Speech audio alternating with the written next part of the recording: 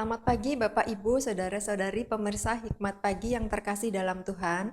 Berjumpa kembali dalam program Renungan Hikmat Pagi hari ini. Sebelum mendengarkan firman Tuhan, marilah kita datang kepada Tuhan mohon tuntunannya. Mari kita berdoa. Bapa yang berkuasa dalam kerajaan surga, terima kasih Bapa karena Engkau telah melindungi kami dan selalu menjaga kami hingga pagi ini kami akan memulai hikmat pagi kami hari ini. Bapak, kiranya Engkau juga mau menyertai Bapak Pendeta Utomo yang akan menyampaikan firman Tuhan. Terima kasih Bapak, biarlah hikmat pagi hari ini dapat menjadi awal langkah kami hari ini sehingga kami bisa melalui hari ini dengan baik dan selalu berjalan besertamu. Terima kasih Tuhan Yesus, seluruh doa dan permintaan kami hanya kami tintakan dalam nama Tuhan Yesus Kristus. Amin. Tema renungan kita pagi hari ini ialah pengampunan yang mengubah hidup. Firman Tuhan akan dibawakan oleh Pendeta Utomo. Bacaan diambil dari Yohanes 8 ayat 11b yang berbunyi demikian. Lalu kata Yesus, "Aku pun tidak menghukum engkau. Pergilah dan mulai sekarang jangan berbuat dosa lagi." Demikian sabda Tuhan, syukur kepada Allah. Selamat pagi saudara-saudara yang dikasihi Tuhan, kita memasuki bulan Maret, bulan yang baru, bulan yang penuh dengan anugerah, dan setiap waktu yang kita jalani boleh menolong kita untuk percaya bahwa Tuhan selalu beserta, iman kita semakin bertumbuh, dan kita semakin merasakan cinta kasih setia Tuhan. Saudara yang diberkati Tuhan, pengampunan bukanlah kata yang asing dalam ajaran Kristen. Kalau kita membaca Alkitab, maka kita akan menjumpai sangat banyak ayat yang bicara tentang pengampunan. Salah satu di antaranya adalah kisah pengampunan Tuhan Yesus pada bacaan kita hari ini. Para ahli Taurat dan orang-orang Farisi membawa kepada Tuhan Yesus seorang perempuan yang kedapatan berzina. Mereka meminta persetujuan Tuhan Yesus untuk merajam perempuan itu. Namun Tuhan Yesus menjawab, "Siapa di antara kamu tidak berdosa? Hendaklah ia yang pertama melemparkan batu kepada perempuan itu." Yohanes pasal 8 ayat 7. Singkat cerita, setelah orang-orang Farisi dan para ahli Taurat itu pergi, Tuhan Yesus berkata kepada perempuan itu, "Aku pun tidak menghukum engkau.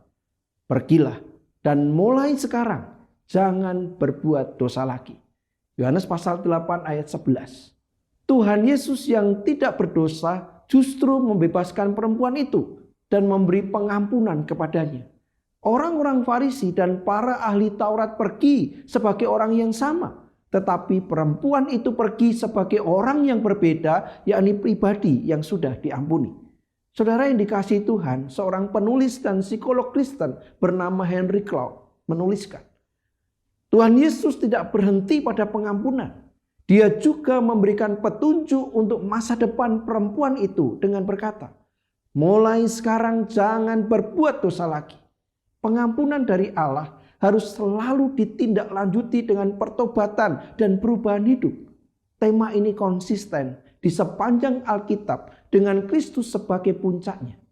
Kristus datang bukan untuk memanggil orang benar, tetapi orang berdosa. Matius 9 ayat 13. Namun, bukan berarti mereka yang telah diampuni tetap berkanjang dalam dosa-dosa mereka. Begitu juga dengan kita. Tuhan Yesus mau mengampuni kita, tetapi Dia juga mau pertobatan kita. Dia tidak mau melihat kita mengulangi dosa, apalagi berkubang di dalamnya. Pengampunan sejati pasti menghasilkan hidup baru. Amin. Mari kita berdoa. Bapa, terima kasih di dalam waktu-waktu yang indah, ketika kami boleh menghayati makna Prapaskah, kiranya kami semua dimampukan untuk mengerti kasih-Mu yang besar, di mana Engkau memanggil kami orang berdosa, supaya memulai hidup yang baru bersama-Mu, supaya kami mengalami pertobatan yang sejati, dan kami menemukan bahwa kami adalah orang-orang yang sudah ditebus, manusia-manusia baru di dalam Kristus. Tolong kami, supaya kami sungguh hidup dalam pertobatan, kami hidup dalam kehidupan yang baru yang memuliakan Tuhan. Berkati kami hari ini. Di dalam nama Yesus kami berdoa. Amin. Saudara yang dikasihi Tuhan, tentu menghadapi tantangan, godaan, hawa nafsu kita tidak mudah. Ada banyak kali kita bisa jatuh, ada banyak kali kita mengecewakan hati Tuhan. Namun disinilah bagaimana kasih Tuhan itu nyata. Ketika Tuhan mengampuni kita, namun Tuhan memanggil kita untuk sungguh-sungguh meninggalkan dosa, hidup dalam pertobatan yang sejati, dan terus hidup dalam ketaatan sampai saat kita dipanggil oleh Tuhan. Tidak sedikit orang yang beranggapan bahwa kasih dan pengampunan Tuhan sesuatu yang murahan. Kasih dan pengampunan Tuhan adalah sesuatu yang mahal, yang memberikan kedamaian dan kehidupan. Jaga kasih Tuhan, jaga pengampunan Tuhan. Mari hidup dalam pertobatan. Tuhan memberkati setiap kita.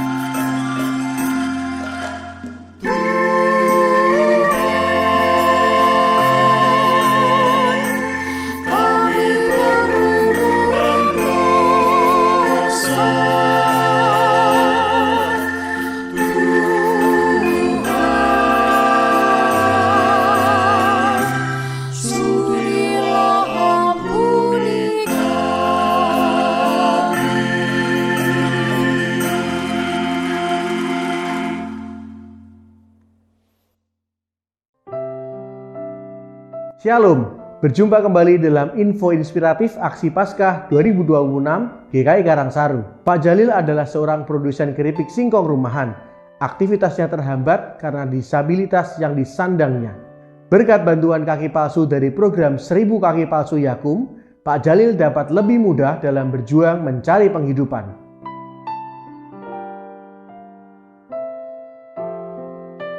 Saya Jalil Tentrem Mulyadi, alamat Matesih Karanganyar. Terima kasih kepada Yakum dalam program 1000 kaki palsu melalui Rumah Sakit Panti Waluyo Surakarta.